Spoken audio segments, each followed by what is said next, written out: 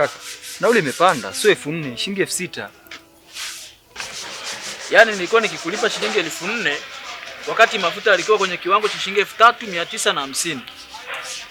Sasa hivi yameongezeka shilingi 300 tu, wewe unapandisha shilingi 2000 nzima kweli? Umepandisha 10,000.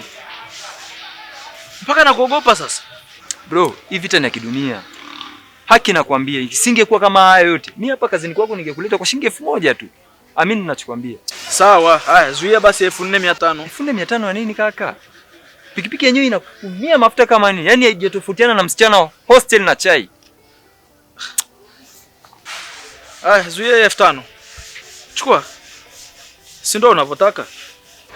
Sio kama ndo ninavyotaka. Bodaboda mna tamaa sana.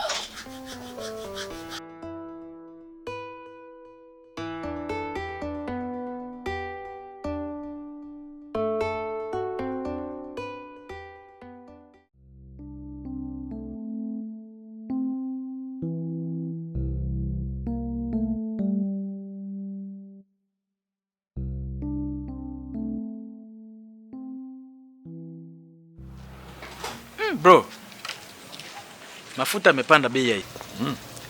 Hii vita sasa itatutoa roho. Namna. Maisha mengine lazima yaendelee. Hapana. Mimi naona ni bora kujifunza kutembea. Au vinginevyo ninunue baskeli. Usicheke. Usishangae kesho na kesho kutwa ukanikuta kwenye usafiri wa umma.